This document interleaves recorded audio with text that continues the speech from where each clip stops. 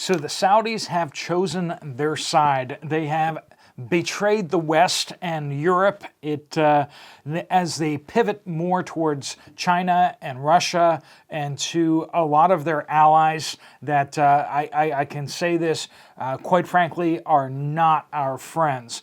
If you can be arrested for being a woman and trying to drive, if you can be beheaded by your parents for converting religion, these countries are not our friends, and this is exactly who Saudi Arabia, who meets all this criteria I just mentioned, and more. They are not our natural allies. They are not on our side. They are really just in it for themselves, and they are starting to get some really nice promises from China and some of these other countries, and they have just turned around and stabbed us in the back, basically.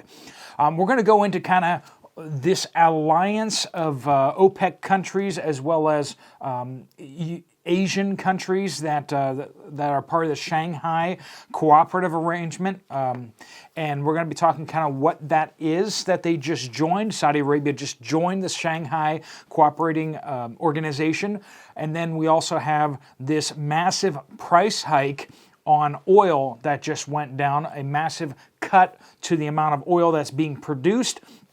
How this is going to impact you, how much of this is going to hit you at your gas pump. We got a whole bunch to cover. We're going to jump right into it. This video is brought to you by Genesis Gold Group. They help you get your retirement funds out of stocks and bonds and those type of assets to actual physical gold, physical silver, physical platinum coins that are yours. When you take a distribution out of the retirement fund, you're not getting dollars out of it. You're going to actually get coins shipped to you. That lets you know that this is not some pie in the sky kind of thing, but rather physical assets that are yours. If you want to secure your account, you can find them down in the description down below. Let them know that you heard about them here, and they will waive the setup fees. We talked to them about that. So, all right, so what is exactly going on with Saudi Arabia? So Saudi Arabia, in conjunction with the OPEC, basically Saudi Arabia is the driving force behind OPEC, but the Organization of Petroleum Exporting Countries, OPEC. 23 countries, and Saudi Arabia is the biggest member of them. Russia still stays on the sidelines. They kind of organize with them, but they don't actually belong. OPEC has just confirmed that they're going to cut oil production by 1.66 million barrels of oil per day. Just to put that in tangible form for you, that's more than is produced by California and Alaska combined, and then some. That's a very large amount that's cut. At the peak of us selling off all of the U.S. oil assets in the Strategic Petroleum Reserve in order to win elections. At the peak, it was running we were pumping out about 1 million barrels of oil per day. So this cut of 1.66 million barrels of oil per day is in addition to Russia agreed just last month to cut production by 500,000 barrels per day. That's probably an informal agreement between Russia and Saudi Arabia. They can't be seen officially organizing together, but they are informally organizing together. Back in October, they also cut around 2 million barrels of oil per day back in October, and this is running like 2.1 total if you count Russia and OPEC together. We're talking about a large amount of oil that is not going to be exported, that's not going to be produced. We continue to have Venezuela just not producing oil. They're a major oil producer, but due to economic issues in their country, they can't get their oil production working. Libya is struggling to produce oil. And in addition to this, even though we have these price caps, these production cuts, Saudi Arabia consistently underperforms its benchmarks. So whatever it says it's going to produce, it usually underperforms pretty significantly, which a lot of people been speculating for years that Saudi Arabia does not have the production capacity that it says it does. Saudi Arabia is like, oh yeah, we can pump all the oil that we could possibly need out of the ground. You just tell us how much oil you need and we can produce it. And that's really been why the United States has been so allied with Saudi Arabia. But more and more the evidence points to the fact that Saudi Arabia can't pump more oil than it really is already. They're pumping basically flat out. And there's a lot of speculation that the oil under the ground is a lot less than what they're saying it is. That's a whole nother subject out there, that maybe they're not quite as influential or as their economy is as bulletproof as they say it is, which that's a whole separate conversation, like I said. But Saudi Arabia is still extremely influential. It produces a ton of oil. And of course, for countries like Europe, as well as the United States, as well as China, Indonesia, a lot of these countries are extreme oil importers. The United States imports a lot of Middle Eastern oil in order to process it and then kind of sends it out. We still do net import since we have this administration. Previous administration, we were a net exporter, which, you know, is what it is, right? Anyway, Europe, of course, imports a lot of oil. And all that to say, especially since they're not importing it from Eastern Europe, from Russia anymore. But Saudi Arabia has been kind of like the linchpin that's been undermining the dollar. So basically the dollar, as they say, petrodollar, is backed by full faith and credit of the U.S. government, which means nothing basically. But what it is backed by is Saudi oil.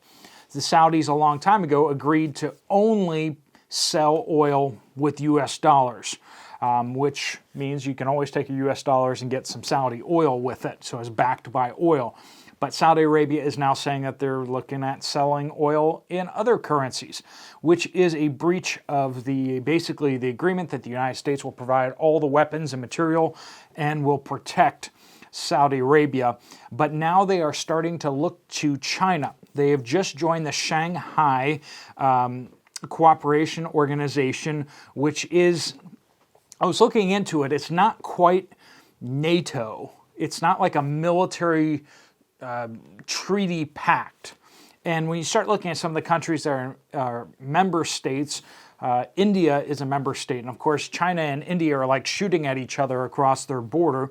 So, I mean, they're in a cold war or a warm war. So obviously, even having these two members in the Shanghai Cooperation Organization, they're still shooting at each other. So it's not exactly like a NATO organization. You can think of it more like a little mini UN, because basically most of Asia, most of the countries in Asia are member states of the Shanghai Cooperation Organization. So Saudi Arabia joining that is a pivot for sure, but it's not declaring their allegiance just yet, but this is something that we are seeing significant potential for. If they continue to shift this way, they're already talking in the background with China about starting to sell oil in the Chinese currency. And if they do that, that will be a death blow, or will it be the first of many death blows to the U.S. dollar? But it's going to be very, very significant. And word is that could be coming in the next month. It could be coming any day in April or potentially in May. And when it does, it's going to hit the markets. It's going to hit your purchasing power from your dollar. So how much is this oil production cut going to hit you at the gas pump and diesel pump? Think of it as like basically like a 20 to 30 cent punch in the gut right now.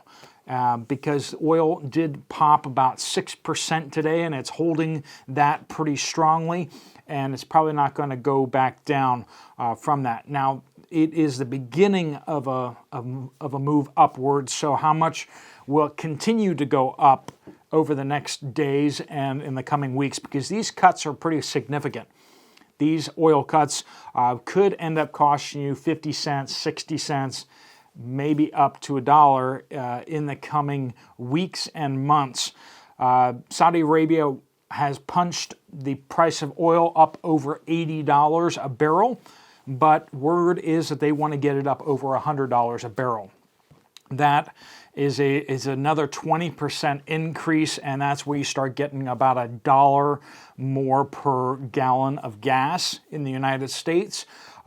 If you're not in the United States, that's like $4 25 cents per liter or whatever. You can do the math better than I can, I'm sure.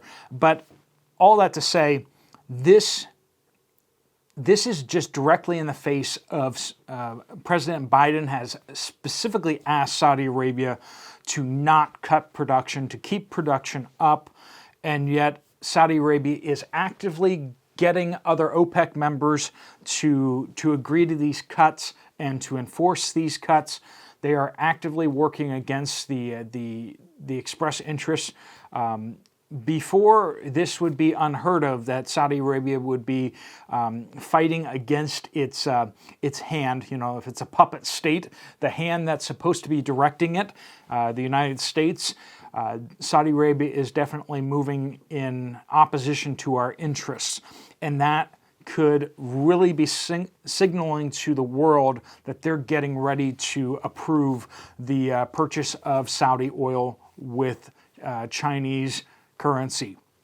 So pay attention to what's happening out there. If you have fuel reserves that you need to top up, now is a good time to do that.